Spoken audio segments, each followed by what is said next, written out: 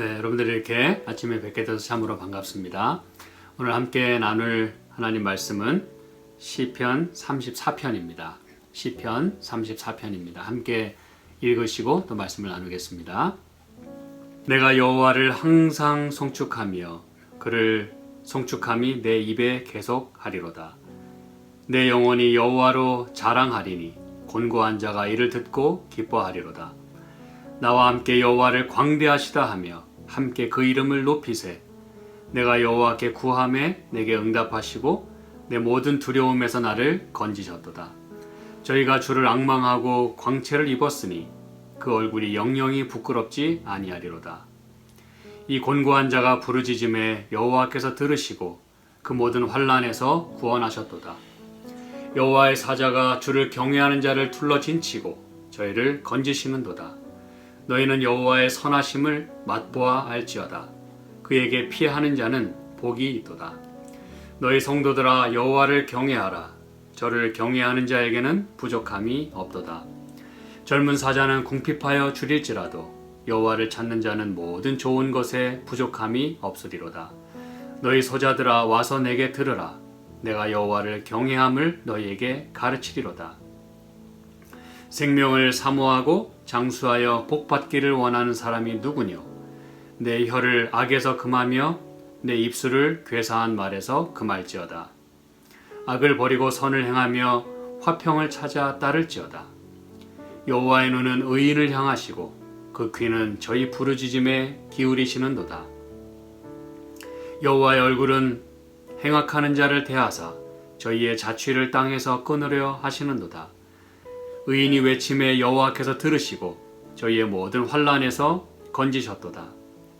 여호와는 마음이 상한 자에게 가까이 하시고 중심에 통회하는 자를 구원하시는도다. 의인은 고난이 많으나 여호와께서 그 모든 고난에서 건지시는도다. 그 모든 뼈를 보호하시며 그 중에 하나도 꺾이지 아니하도다. 악이 악인을 죽일 것이라. 의인을 미워하는 자는 죄를 받으리로다.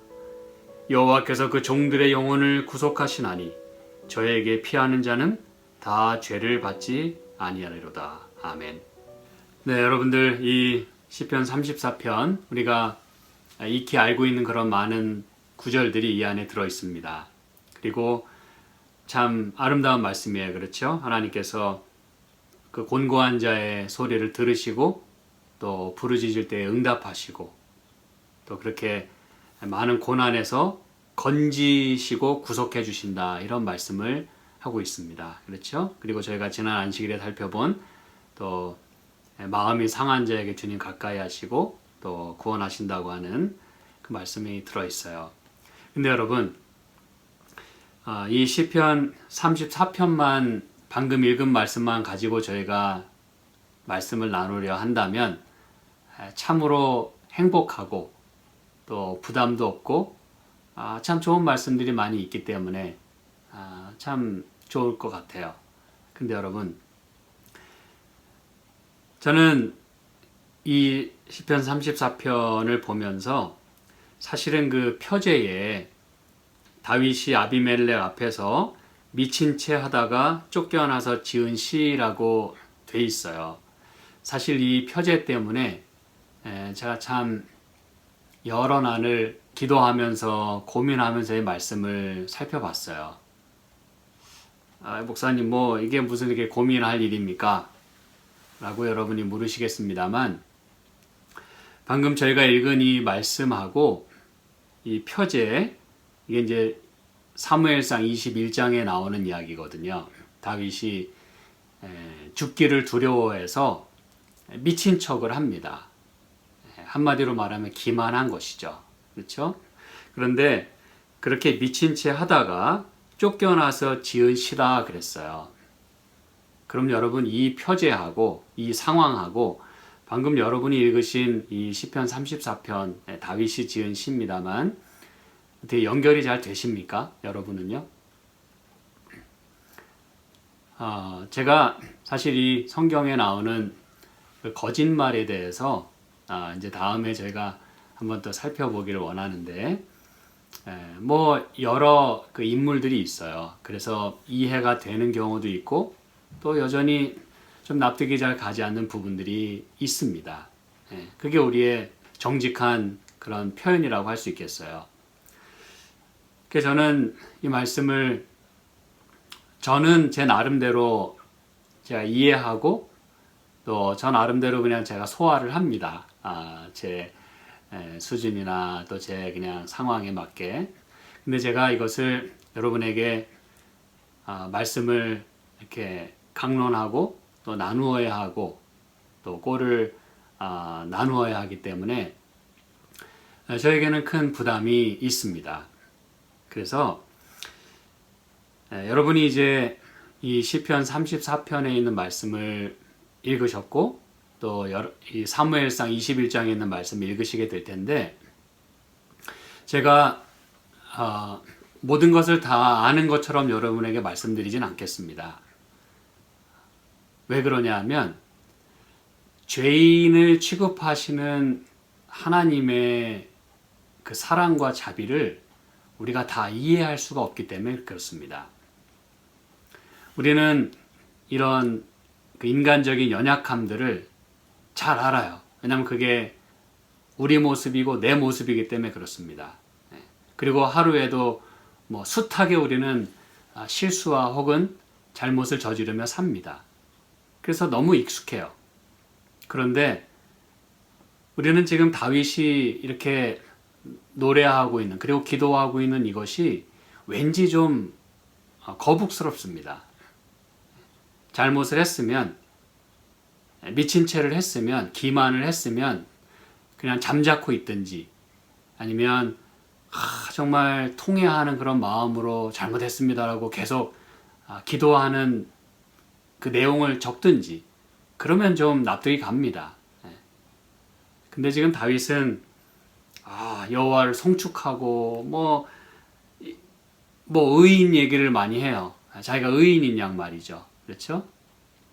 그래서 저와 여러분이 함께 말씀을 나누시는 가운데 우리 하나님께서 우리 각자에게 깨달음도 주시고 또 우리 형편에 맞게 하나님께서 은혜를 주시길 제가 진심으로 바라고 또 그러는 와중에 그런 죄인을 취급하시고 그런 사람을 데리고 하나님의 역사를 이끌어 가야 하는 그 하나님의 심정이 또 어떠했을지를 한번 좀 생각해보는 그런 시간이 되었으면 참 좋겠어요.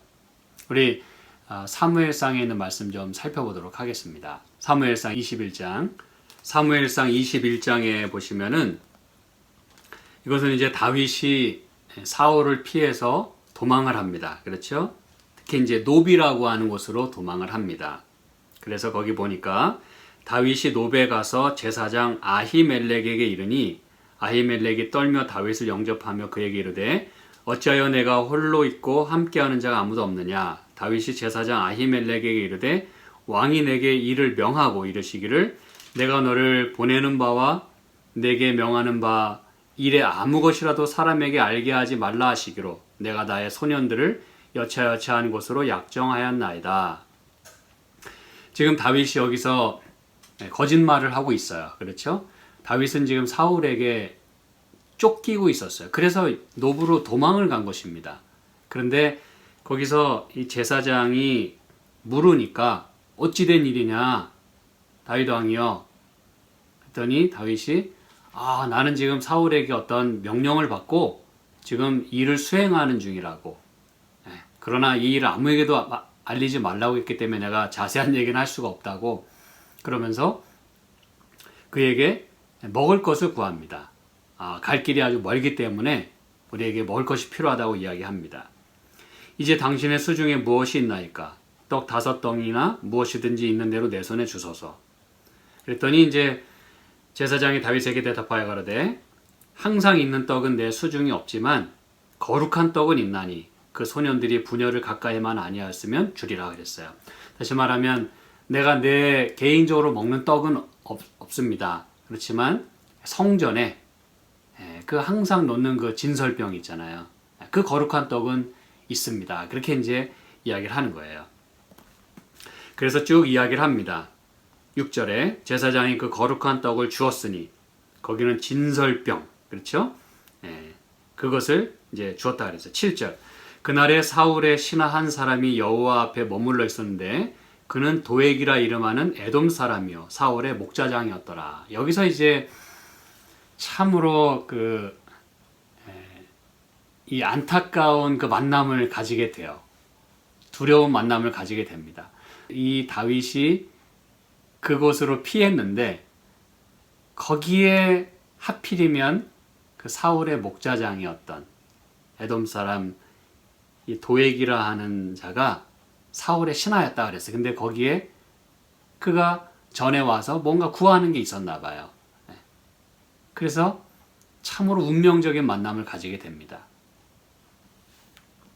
다윗이 아히멜렉에게 이르되 여기 당신의 수중에 창이나 칼이 없나이까? 갑자기 창이나 칼을 찾아요. 왜 그랬을까요?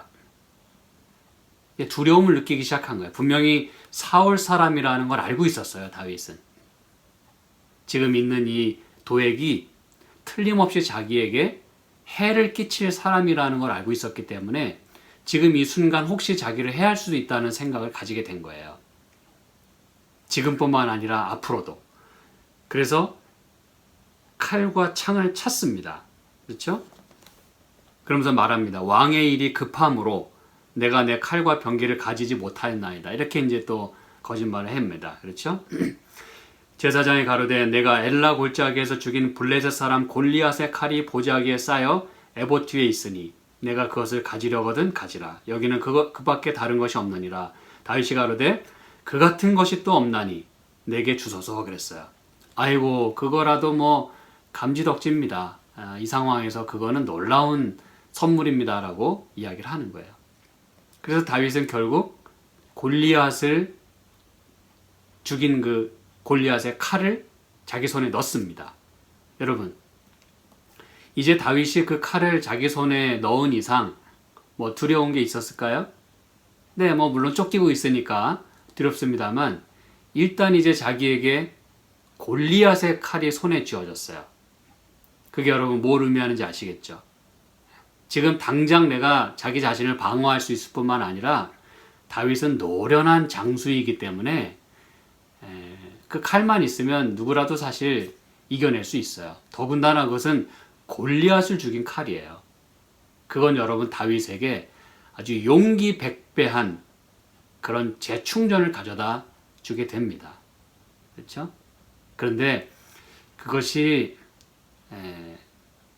불필요한 자존심 혹은 불필요한 자존감을 높여주게 되는 것이죠. 무슨 얘기인지 아시겠죠? 용기를 가지는 건 좋은 일이에요. 하나님의 사람이 어떤 형태로든 이렇게 낭망하지 않고 이런 데서 일어나는 게 중요합니다. 그러나 다윗은 지금 엉뚱한 길을 가고 있어요. 하나님께서 원하시는 그런 길로 가고 있지 않는다는 데 문제가 있어요. 그런 상황에서 칼이 주어졌고 그런 상황에서 그는 쓸데없는 이제 교만 내지는 과거의 그 자기의 찬란했던 영광에 이제 쌓이게 되는 것이죠. 그런데 이제 아니나 다를까 22장은 제가 22장은 읽진 않겠습니다만 이제 이 도액이라고 하는 아까 그 함께 전에서 만났던 이 도액이라는 자가 사울에게 가서 다 이를 고합니다. 그래서 결국은 제사장들을 다 죽이게 되는 그런 참사를 가져오게 돼요. 이건 무슨 얘기냐 하면 다윗이 그렇게 거짓말을 한 것 때문에 영감에게라도 그렇게 돼 있어요. 다윗이 만약에 진실을 얘기했더라면 이런 제사장이 이렇게 죽는 일은 없을 거라고 얘기했어요. 어쨌든 이 지금 다윗 때문에 벌어진 일입니다. 도액이 가서 다 일러 바쳤어요. 그래서 어찌 네가 다윗을 도왔느냐 뭐 이래가지고 그 아히멜렉을 포함해서 제사장들을 다 죽입니다. 여러분 참 비참한 일이 벌어져요. 그러는 사이 10절 그날에 다윗이 사울을 두려워하여 일어나 도망하여 가드왕 아기스에게로 가니 그랬어요. 여전히 그는 칼을 가졌지만 여전히 그는 사울을 두려워했어요. 뭐 방법이 없어요. 자, 근데 그가 하나님을 두려워하는 대신에 사울을 두려워했어요. 사람을 두려워했습니다. 그리고 또 어디로 도망을 하냐면 그 블레셋 왕에게로 도망을 합니다. 이 가드라고 하는 것은 블레셋의 수도예요. 아기스에게 갔다 그랬어요. 이 아기스라고 하는 것은 이름인데 우리가 그 시편 34편의 표제에 보면 아비멜렉이라고 나와 있잖아요. 그렇죠? 여러분 그거 보셨습니까? 다윗이 아비멜렉 앞에서 미친 체 하다가 그랬어요. 여러분 분명히 여기 사무엘상 21장에는 가드왕 아기스라 그랬는데 웬 아비멜렉입니까? 아비멜렉이라고 하는 것은 아시겠습니다만 이 블레셋 왕을 아비멜렉이라고 불러요. 그게 이제 왕조를 의미하는 것이죠. 예를 들면 애굽 왕을 우리가 뭐라고 부릅니까? 바로라고 부르잖아요. 그렇죠? 바로는 애굽 왕조 이름이에요. 왕의 이름이 아니에요. 바로는 아시겠죠? 그래서 애굽 왕을 바로라고 부르는 거예요. 그리고 여기서는 이제 블레셋 왕을 아비멜렉이라고 부르는 것입니다. 그런데 그때의 그 왕의 이름이 아기스였다는 것이에요. 아시겠죠? 근데 여러분 도망을 가도 블레셋으로 도망을 갑니다. 철천지 원수였던 그것을 도망가요. 사울보다는 거기가 안전하리라는 그런 생각 때문에 글로 도망을 간 것이죠. 무슨 생각으로 그랬는지 모르겠지만 다윗이 급하긴 급했던 모양이에요. 그렇죠? 그런데 11절에 아기스의 신하들이 아기스에게 고하되 이는 그 땅의 왕 다윗이 아니니이까 무리가 춤추며 이 사람의 일을 창화하여 가로되 사울의 죽인 자는 천천히요 다윗은 만만이로다 하지 아니하였나이까 한지라 그랬어요. 여러분 다윗이 이렇게 블레셋 지경으로 그것도 수도로 그것도 왕에게로 피신을 합니다. 무슨 생각으로 그랬을까요? 거기 가면은 자기가 죽을지도 모른다는 생각을 안 하고 골로 갔을까요? 더군다나 블레셋 이 장수였던 골리앗을 죽인 그 칼을 여러분 골리앗의 칼을 사람들이 몰랐을까요? 여러분 장수의 칼은요 누구나 다 알아요.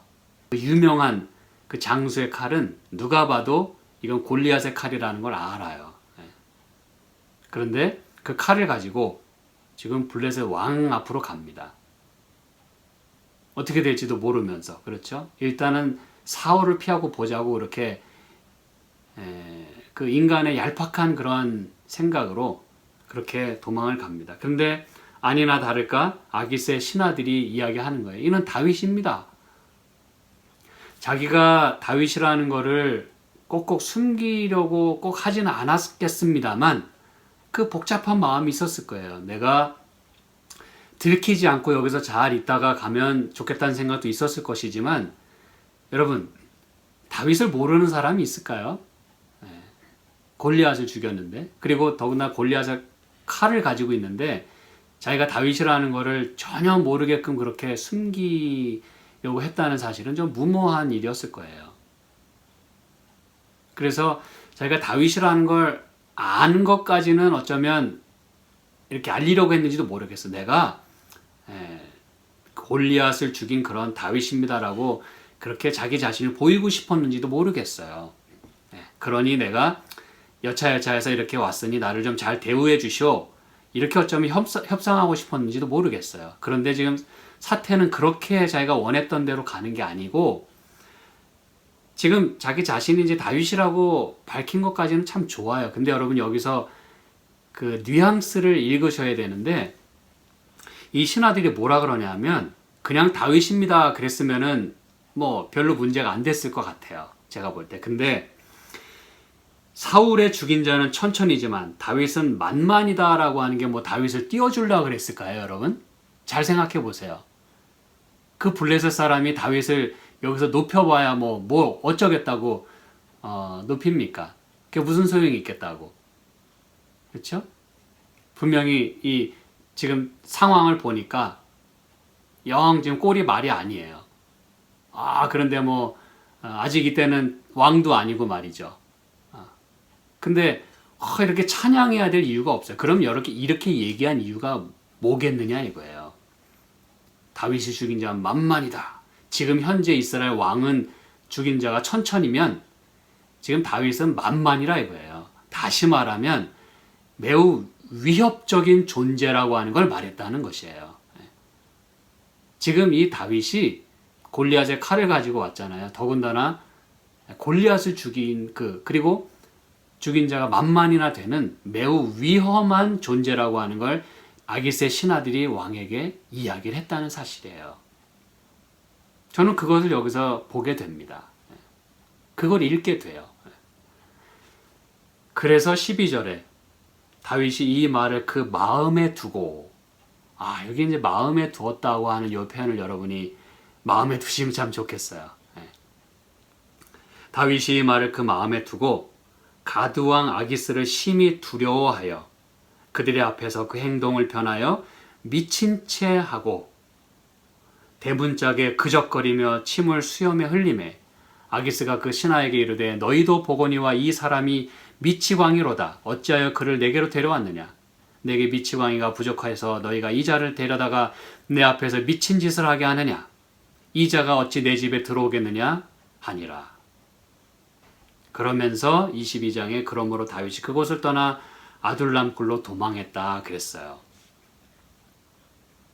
여러분, 이 순간은요, 다윗이 그 신하들이 하는 말을 딱 듣자마자 다윗은 대번 그 말이 무엇을 의미하는지를 알아차렸다는 거예요, 여러분.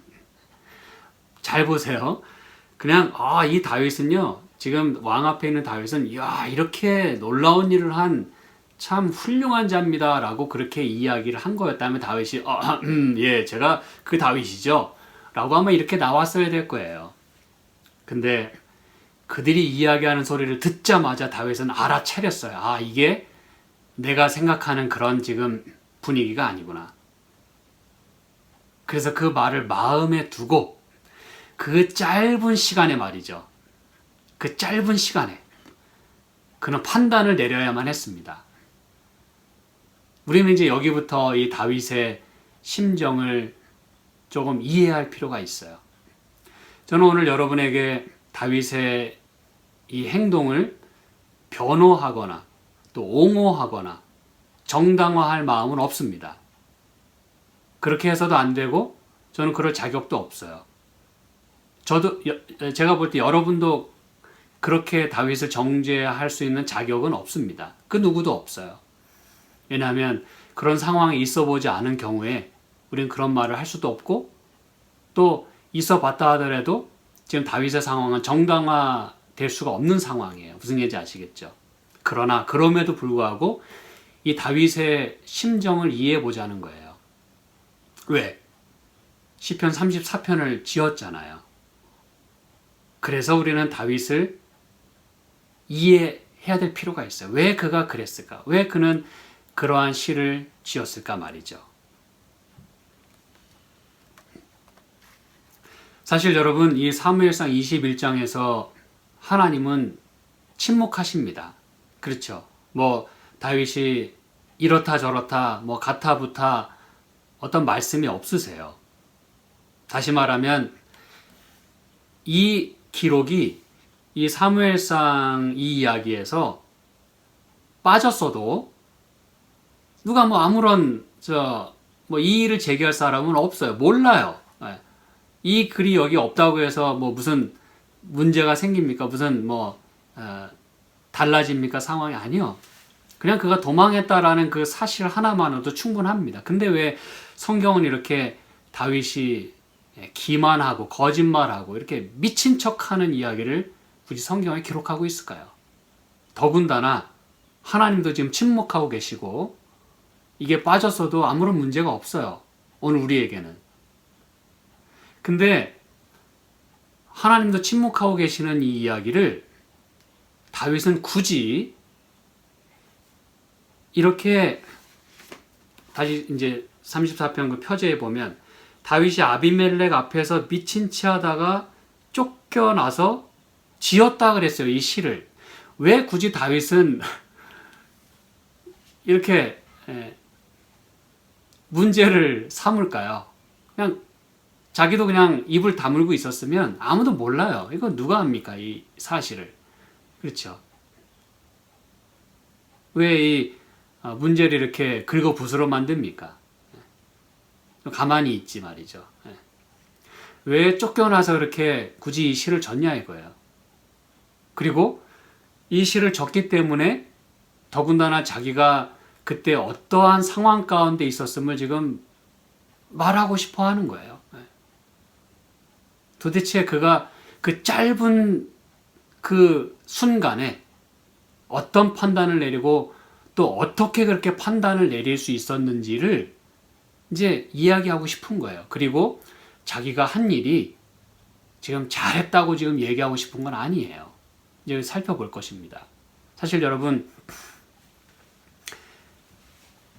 그가 얼마나 절박한 그런 상황이 있었는지를 지금 우리는 이 시편 34편을 통해서 사실은 볼 수가 있어요. 저는 이 시편 34편을 보면서 그냥 이 표제와 상관없이 이 내용만 본다면 뭐 다 이해가 돼요. 그래 뭐 늘 하던 얘기고 그렇죠. 의인이 뭐 간구하면 하나님이 들으시고 고난에서 건지시고 늘 있는 일이에요.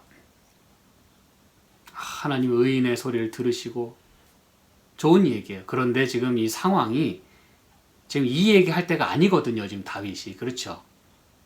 미친 채 하고 나와가지고 쫓겨나가지고 지은 시라는 것이 지금 이런데 저는 이 글을 보면서 이 말씀을 읽으면서 약간의 연민을 좀 느끼게 됩니다. 다윗에 대한. 그가 얼마나 그렇게 그 짧은 순간에 살고 싶었고 말이죠. 그는 늘 도망다니는 신세였어요. 그렇죠. 하나님 분명히 나를 택하셨다고 그렇게 기름까지 붓고 이야기를 하셨는데 도대체 나는 이게 지금 뭐냐 이거야. 죽을 고비만 지금 계속 넘기고. 그런데 지금도 또 죽게 생겼어요. 그것도 이방인의 왕 앞에서 말이죠. 여러분, 자기 나라의 장수를 죽인 그 철천지 원수가 지금 바로 앞에 아무런 대책 없이 지금 죽으려고 나온 거예요. 한마디로 밥이죠, 밥. 그 상황에서 죽게 생겼어요. 아마 다윗은 여러 가지 그 짧은 순간에 정말로 많은 생각을 했을 것입니다. 그리고 적어도 시편 34편의 말씀에 의하면 그는 하나님께 울부짖었다 그랬어요. 여러분 이제 우리가 그것을 좀 이해할 필요가 있어요. 저는 이 다윗을 합리화시키거나 또 그가 한 일에 대해서 박수를 치자고 하는 얘기가 아닙니다. 적어도 이런 인간, 그렇죠? 이런 사람을 데리고 구속의 역사를 이끌어가야 하는 그 하나님의 심정을 같이 이해해 보자는 거예요. 다윗의 그 상황을 통해서. 제가 무슨 말씀 드리는지 아시겠죠? 다윗이 기만했고 거짓말했어요. 그런데 하나님은 그를 또 왕으로 세우셔야 돼요.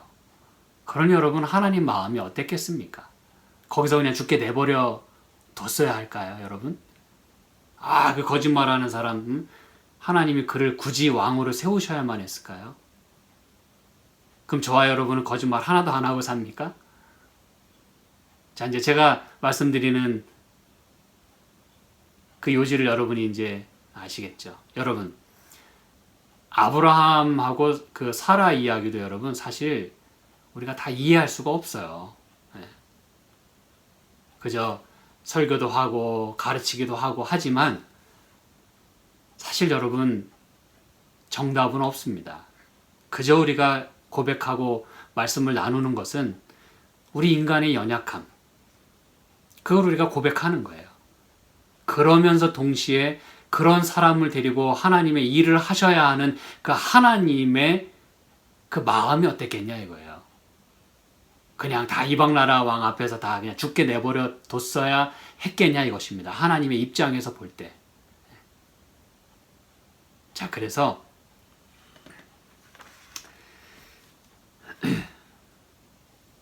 이 시편 34편을 여러분이 이제 보시게 되면 사실 전반에 걸쳐서 다윗이 뭐 죄를 하나도 안 지은 것처럼 그렇게 노래하는 것 같은 그런 느낌을 저희가 받습니다. 그래서 더욱 이 성경을 읽는 사람들로 하여금 당혹감에 빠지게 하는 거예요. 제가 서두에 말씀드렸지만 내가 그때 참 여차여차해서 이렇게 거짓말 할 수밖에 없었는데 나 정말 잘못했다. 내가 왜 그랬을까라고 그런 말을 쓰는 게 아니라 하나님이 자기 기도를 들어주셨대요. 여러분 이걸 우리가 어떻게 이걸 이해해야 됩니까? 근데 그게 또 거짓일까요? 그가 그렇게 고백하는 게? 사실은 사실이거든요. 왜냐하면 그가 살았잖아요. 여러분 이 고민과 갈등을 여러분 이해하시겠습니까? 제가 가지는 고민과 갈등. 그럼에도 불구하고 여전히 사실인 이 말씀을 지금 여러분과 나누고 있는 거예요. 그가 그 상황에서 기도 안 했을까요? 이 말씀에 의하면 철저하게 기도했어요. 근데 하나님은 또 그 거짓말하는 그 자의 미친 척하는 그 자의 기도를 또 들어주셨대요. 왜? 또 데리고 일하셔야 되니까. 그게 여러분 우리가 딜레마입니다. 그렇지만 그게 또 거짓이 아니라 사실이에요. 그게 사실입니다. 이 성경에 기록이 됐잖아요. 그렇죠? 근데 여러분 사실 우리가 이 몇 절을 보면 참 꼴사납습니다. 지가 뭘 잘했다고 뭐 의인이고 성경 말씀 좀 살펴볼까요? 1절에도 내가 항상 송축하며 지금 하나님을 찬송할 때입니까? 지금 이게? 그리고 2절에도 보면 여호와로 자랑한다 그랬어요. 지금 이게 자랑할 상황입니까? 여호와로 인해서 자랑을 한대요. 이런 상황이 또 있습니까?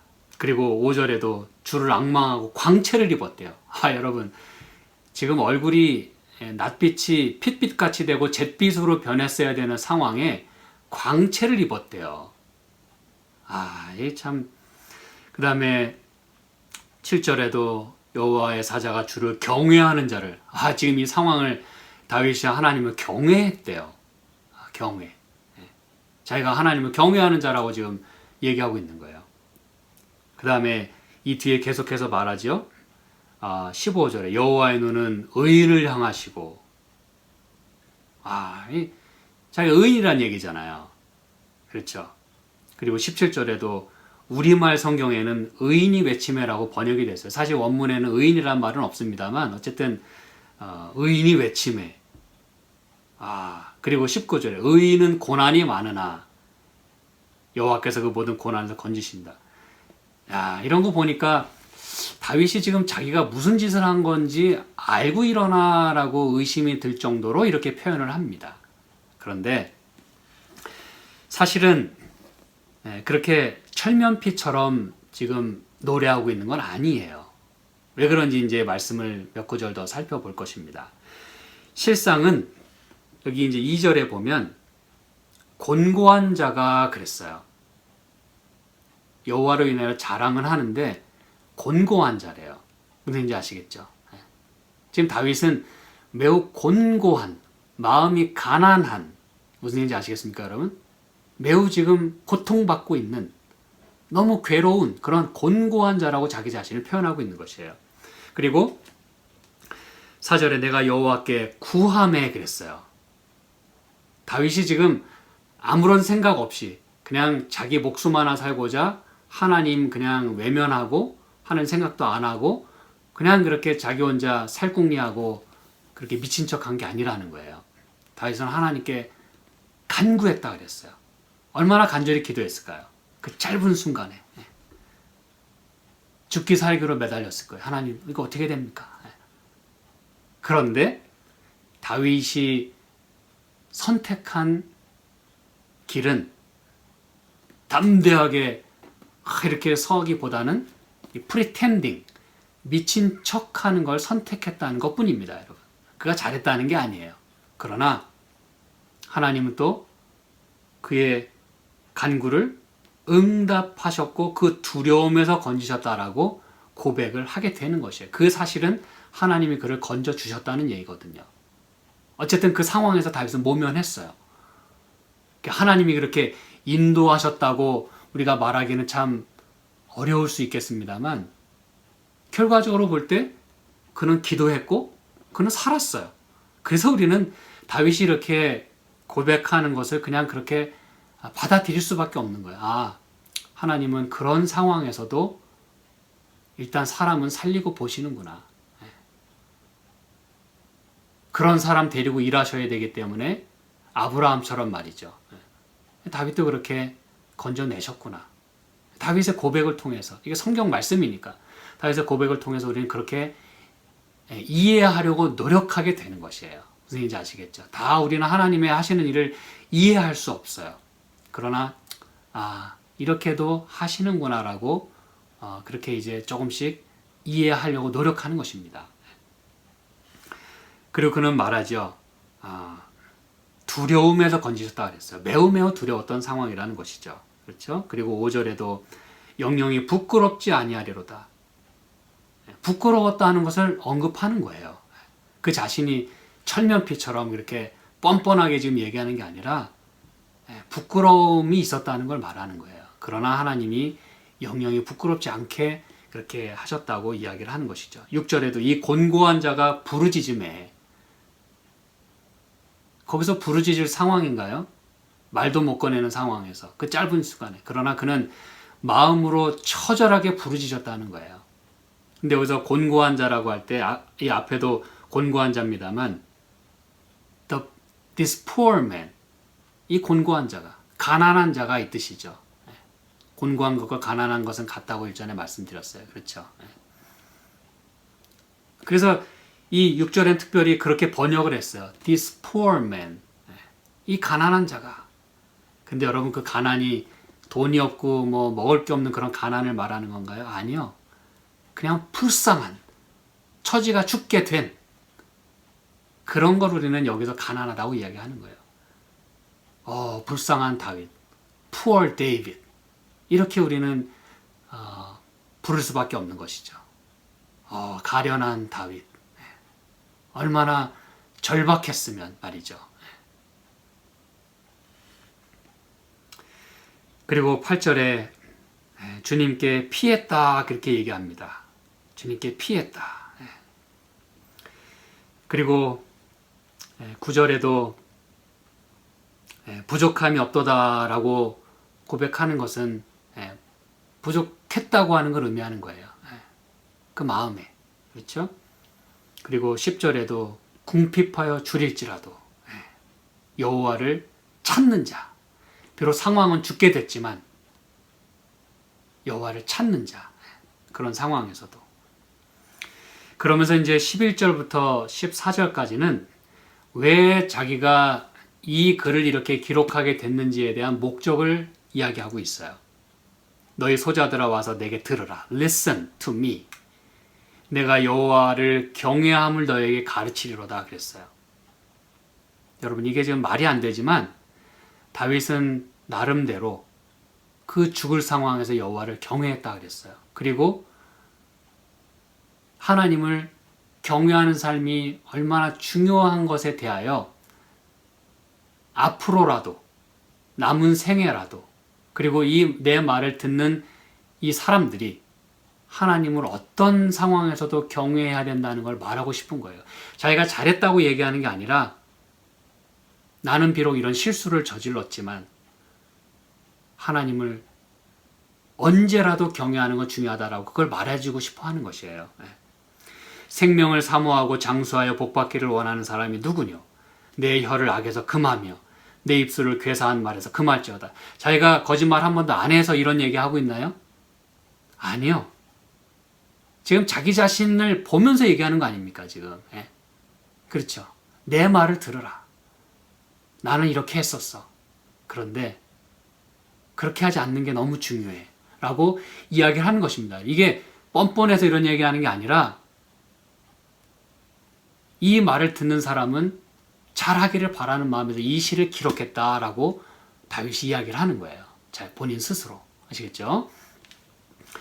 그러면서 악을 버리고 선을 행하며 화평을 찾아 따를지어다 그랬어요. 악을 버리고. 여호와의 눈은 의인을 향하시고 거기는 저희 부르짖음에 기울이신다. 그 부르짖음에 하나님은 귀를 기울이신대요. 여러분, 이게 이 마음을, 이 상황을 우리가 조금만 이해하면 좋겠어요. 그리고 17절에도 저희의 모든 환난에서 건지시노다. 의인이 외침에 여호와께서 들으시고 저희의 모든 환난에서 건지셨도다. 하나님 들으셨대요. 누가 동감하든지 동의하든지 않든지 다윗은 하나님 들으셨다고 고백하는 거예요. 그럼 저와 여러분이 이 말씀을 받아들일 수 있을까요? 저는 받아들일 수 있어요. 왜? 저와 여러분은 늘 죄짓고 살잖아요. 어쩌면 다윗보다 더 심한 거짓말, 그리고 다윗은 죽을 상황에서 그런 거짓말이라도 했지 저와 여러분 죽을 상황도 아닌데 얼마나 많은 숱한 거짓말을 합니까? 그냥 손해 좀 보지 않으려고 말이죠. 제 말 맞습니까, 여러분? 근데 하나님 우리 기도 들으시나요? 안 들으세요? 들으십니까? 예, 들으세요. 다윗이 지금 뻔뻔하게 그렇게 한다고 우리가 정죄할 수 있을까요? 전 아니라고 생각합니다. 이건 사실이에요. 하나님이 제 기도를 들으셨다고 다윗은 고백을 합니다. 그러면서 여호와는 마음이 상한 자에게 가까이 하시고, 우리가 지난 한 주에 살펴봤죠? shipwreck, 배가 파손되는 이야기예요. 그리고 여인의 해산의 그 고통을 말하는 것이에요. 다윗은 그 상황에서 정말 하나님께 울부짖었을 뿐만 아니라 잘했다고 얘기하는 게 아니라 자기는 마음이 찢어질 것 같아요. 여러분, 미친 척 하는 게 그게 쉽게 할 수 있는 일인가요? 제정신인데 미친 척 하는 거예요. 막 침을 질질 흘리면서 벽을 그저 긁고 말이죠. 여러분, 그게 다윗이 그랬어요. 그 스마트하고 그 힘있고 그 신앙 있고 그 용맹하고 그 똑똑한 다윗이 미친 척을 했어요. 여러분, 마음이 얼마나 깨졌겠습니까? 그리고 쫓겨난 다음에 얼마나 마음에 그 통해하는 심정을 가졌을까요? 내가 이게 무슨 짓을 한 거냐? 지금 상황 이해하시겠습니까, 여러분? 의인은 고난이 많으나 여호와께서 그 모든 고난에서 건지시는도다. 그 모든 뼈를 보호하시며 그 중에 하나도 꺾이지 아니하도다. 이건 물론 다윗 자신에게 꼭 해당이 직접적으로 안 됐어도 물론 그는 다치지 않았어요. 그렇죠? 근데 이것은 누가 이걸 경험했어요? 예수님이 경험했어요. 그렇죠? 다윗은 여전히 예수님을 표상하는 그런 인물임을 여기서 이야기하고 있는 거예요. 뭐 요한복음 19장에 예수님은 뼈가 꺾이지 않았어요. 근데 그거는 민수기 9장에 예언된 대로, 민수기 9장에 이렇게 말씀한 대로 6월절 양을 뼈를 꺾지 않았어요. 근데 그게 예언이 이루어진 거예요. 그 표상이 이루어진 것입니다. 실체가 돼서 이루어진 거예요. 아시겠죠?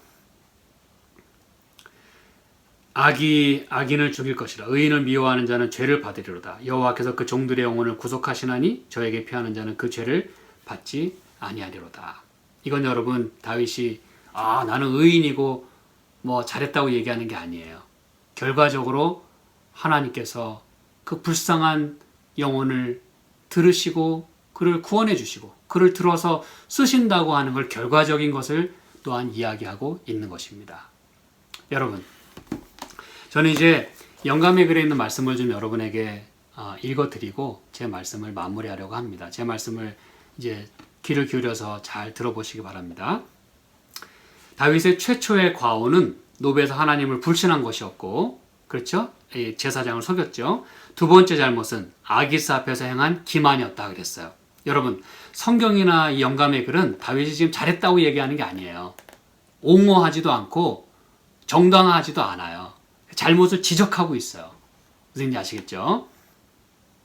다윗은 고상한 품성의 특성을 드러냈고 그의 도덕적 가치는 그로 하나님의 총애를 받게 했지만 그에게 시련이 이를 때에 그의 믿음은 흔들리고 인간적인 약점을 나타냈다 그랬어요.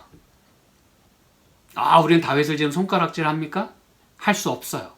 이게 우리 모습이에요.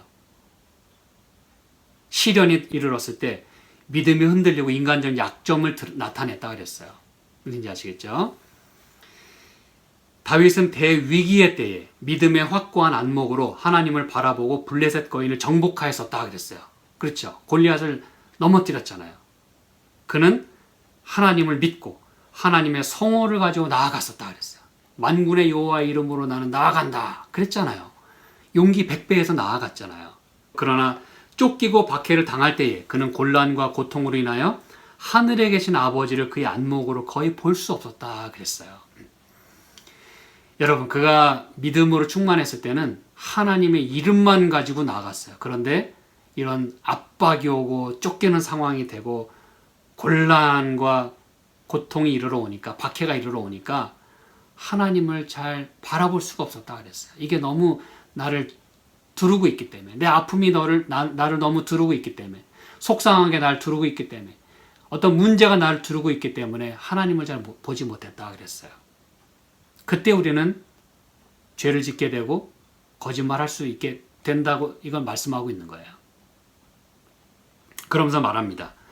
하나님의 자녀들 편의 모든 실패는 믿음의 부족됨에 생긴다 그랬어요. 여러분 분명하게 기억합니다. 믿음이 부족하게 되면 그런 실패를 경험할 수밖에 없다 그랬어요. 그런데 영혼이 그늘에 에워싸이게 될 때, 빛과 지도가 필요할 때 우리는 위를 쳐다봐야 된다라고 이야기합니다. 그렇죠? 그러면서 이렇게 얘기합니다. 다윗은 한순간이라도 하나님을 불신하지 말았어야 했다. 그는 당연히 하나님을 신뢰했어야 했다라고 분명히 말합니다. 예, 이것이 정직한 것입니다. 이게 분명한 사실이에요. 진리예요. 어떤 상황에서라도 그는 하나님을 신뢰했어야만 했어요. 그런데 하나님을 철저하게 신뢰하지 못했기 때문에 두려움이 더욱더 엄습해왔고 기만과 거짓을 행하게 됐다는 것입니다. 그래서 여러분, 우리는 이 다윗의 경험을 통해서, 우리도 숫하에 경험하는 이걸 통해서 우리가 뭘 이해하고 우리도 뭘 배우고 뭘 얻어야 되겠냐 이 말이에요. 오늘의 말씀 속에서. 이제 여러분이 이 부분을 주목해서 들으시기 바랍니다. 이 영감의 글은 특히 두 가지를 우리에게 이야기를 합니다. 이걸 통해서 우리가 뭘 배워야 될 것이냐 이거예요. 그리고 하나님은 도대체 다윗이 그런 경험을 하기까지 그렇게 기다리셨던, 그것을 그냥 이렇게 허락하셨던 이유가 무엇이냐. 첫째는 다윗이 겪은 경험은 불필요한 것이거나 아무 실속도 없는 것이 아니었다 그랬어요. 분명 잘못은 했어요. 그런데 그게 불필요하거나 아무 실속 없이 끝난 건 아니라 그랬어요. 왜냐하면 하나님께서는 그가 공의롭고 은혜로운 왕이 될 뿐 아니라 현명한 장수가 되기에 합당한 훈련의 과정을 그에게 주고 계셨다 그랬어요. 여기에 여러분 하나님의 섭리가 있는 것입니다. 왜 성경에 다윗이 내가 부르짖음에 하나님이 응답하셨다 라고 그렇게 이야기하는지를 우리는 그저 영감의 글을 통해서 그 빛을 좀 더 받게 되는 것이에요. 하나님께서 그에게 이런 훈련의 과정을 허락하셨구나. 왜? 훗날 그를 통해서 일을 하셔야만 됐기 때문에.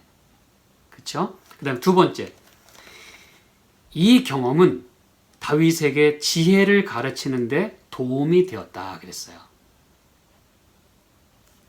다윗이 이렇게 시편 34편을 기록할 수 있도록 했다 이 말입니다. 이러한 깨달음을 가질 수 있도록 하나님이 그저 이런 상황 속에서라도 그냥 망하게 할 수는 없잖아요. 이런 경험하고 나서 절망했다 그러면 안 되잖아요. 이런 경험을 통해서라도 뭔가 배우는 게 있게끔 하나님이 그저 선하게 인도하셨다는 것 뿐입니다. 이걸 이렇게 이 길로 가도록 지도하셨다는 말이 아니라, 무슨 말인지 아시겠죠? 그러면서 이는 이것이 그로 하여금 자신의 연약함과 끊임없이 하나님을 의지할 필요를 깨닫게 해주었다 그랬어요. 이게 여러분 긍정적인 부분입니다. 이런 경험이 가져오게 되는, 하나님이 그래도 이런 상황 속에서라도 자비를 베풀어 주시는 그 결과가 바로 우리가 얼마나 연약한 죄인인지, 우리는 얼마나 하나님을 붙들어야 되는지를 깨닫게 해주었다 그랬어요. 끊임없이 하나님을 의지해야 될 필요를 깨닫게 해줬다 그랬어요. 그래서 여러분 마지막으로 이 말씀을 들으시기 바랍니다. 억압당하고 절망에 빠진 영혼들에게 오셔서 겁이 많은 자를 격려하시고 나약한 자를 강하게 하시며 시련당하는 여호와의 종들에게 용기와 도움을 나누어 주시는 하나님의 성령의 감화는 얼마나 귀중한 것인가 그랬어요. 여기 여러분 성령의 감화에 대해서 이야기를 합니다. 그 연약한 자, 그리고 압박당하는 자, 그리고 시련당하는 자, 겁이 많은 자, 그런 자들에게 용기와 도움을 나누어 주시는 성령의 감화. 죄 많은 자를 온유하게 다루시고 우리가 어떤 큰 슬픔에 짓눌려 있을 때와 역경에서 당신의 인내와 친절을 나타내시는 우리 하나님은 얼마나 고마우신 분인가. 여러분 이제 하나님께서 이런 상황 속에서라도 자비와 은혜와 이런 하나님의 사랑을 그저 이렇게 베풀어 주시는 그 하나님 마음을 조금 이해하실 수 있겠습니까, 여러분? 그런데 이제 제가 말씀을 종반부로 이끌고 가면서 여러분 사실 그가 진짜로 하나님을 철저하게 신뢰했더라면 이렇게 척하지는 말았어야 합니다. 미친 척하면 안 되었습니다. 그건 사실이에요. 그런데 다윗이 자기 믿음의 부족의 결과로 하나님을 철저하게 신뢰하지 못한 결과로 미친 척하는 노선을 취했어요. 그렇지만 하나님은 그 상황 속에서라도 그를 그래도 그나마 그 상황 속에서 선한 길로 인도를 하시는 거예요. 저와 여러분은 숱하게 우리 자신의 노선을 많이 택합니다. 뻔한 길이지만 엉뚱한 길로 가요. 그렇다고 하나님 우리 버리십니까? 아니에요. 내가 택한 길에서 어떻게 하면 돌이킬 수 있을까를 하나님은 연구하시고 우리를 글로 인도하시는 거예요. 그게 여러분 하나님의 사랑이고 성령의 감화인 것이에요.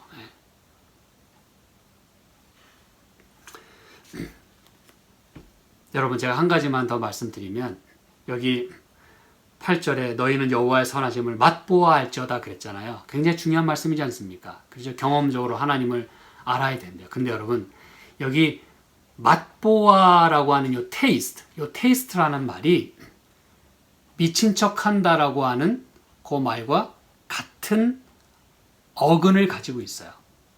한마디로 말하면 같은 단어란 뜻이에요. 이게 무슨 말입니까, 여러분? 너희는 여호와의 선하심을 맛보아 알지어다라고 할 때 그 맛본다는 말이 미친 척 한다는 말과 같은 말이에요. 그럼 이게 무슨 말이냐면 다윗은 지금 자기 자신이 미친 척 하고 나서 그 상황이 어땠는지 그 절박한 상황을 이야기함과 동시에 자기 자신을 그래도 버리지 않으시고 이렇게 선한 길로 인도하신 지금의 나를 있게 하신 그 하나님을 지금 찬양하고 있다는 뜻이에요.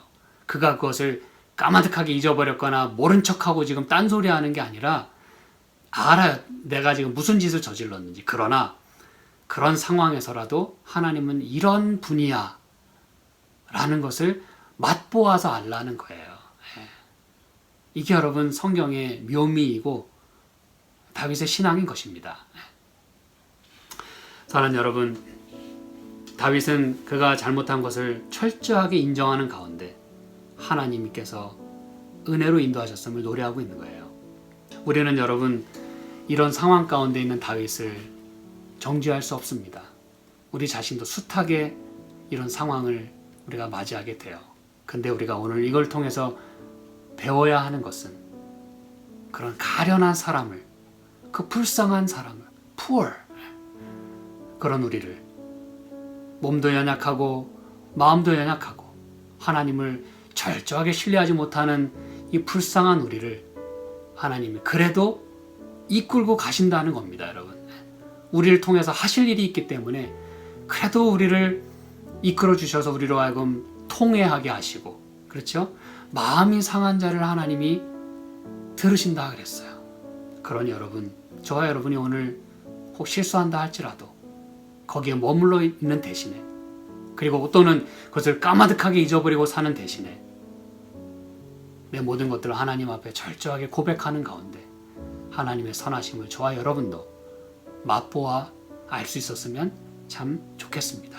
기도하겠습니다.